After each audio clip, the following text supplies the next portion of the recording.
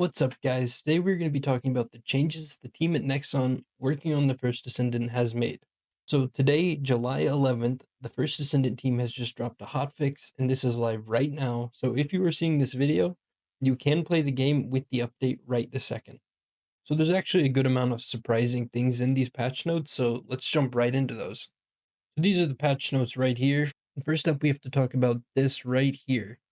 So they've added the start public operation function, which is matchmaking, to infiltration operations in hard mode, even if you change the selected reward.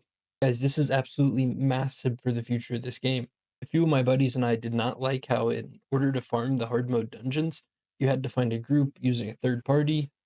So, personally, I am extremely happy about this change. Hard mode content is centered around the idea that you have multiple different descendants on your team and interact with other players. Now that is much easier to achieve for everyone.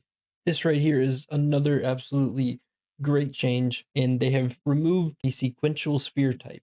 So if you aren't aware what this means, this was when the spheres that make bosses immune after taking down their first health bar would appear, and you would have to destroy them in a certain order or they would respawn. So the spheres still exist, just not the type that was extremely annoying. Although I do think in the future they need to add something other than the spheres because they get quite repetitive.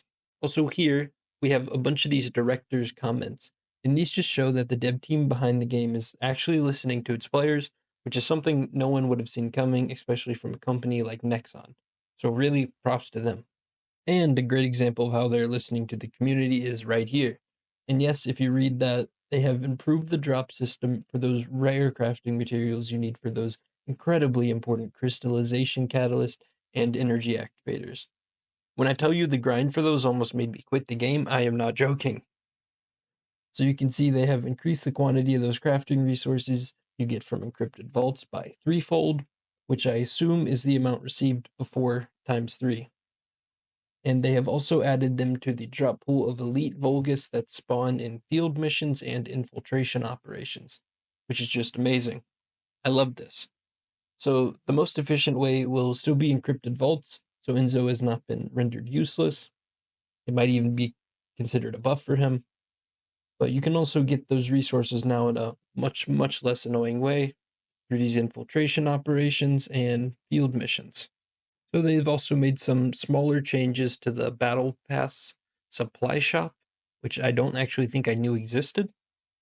But they have now added season limited skins for free from the Battle Pass supply shop, and I personally think this is awesome. And the rest of the changes down here are mostly pretty minor, except for I kind of like this one where they move the guide NPC to meet you after first arriving in Albion closer. I think this is only useful if you're still in the campaign, but we'll take it. It also looks like down here they have made a number of improvements to the optimization of this game. This may or may not increase your performance. There's also an absolutely huge list of bug fixes down here, and one that I actually found interesting was this one where they fixed an issue with the module Sharp Precision Shot, where apparently it was being summed instead of multiplied, meaning the bonus was additive instead of multiplicative like it was supposed to be. Basically, the power of this mod has increased by quite a bit. And at the bottom here, you will see another little director's comment, and this one is juicy. So they say, it has come to our attention that the community is worried about possible nerfs to Tamer and Glaze Infinite magazine builds. This meta is very strong, but since it is within the scope of what the dev team has planned, there are no immediate plans to do so. And this alone is good to know. They do not plan to nerf our beloved weapon, the Tamer, or even nerf Glaze insane infinite bullet builds. This is interesting to me, and not what I expected. And then we have this line. In addition, some weapons are more powerful than the Tamer, and there are a variety of character builds that rival Glaze Infinite Magazine, so please enjoy them fully. We've been looking forward to seeing Descendants use creative builds to take down the powerful Colossi swiftly, so we're quite delighted to see this in action now. So basically what they say here is that weapons and builds do exist that they are aware of that are even stronger than the Tamer or Glaze build. which is incredibly interesting as they have not yet been found.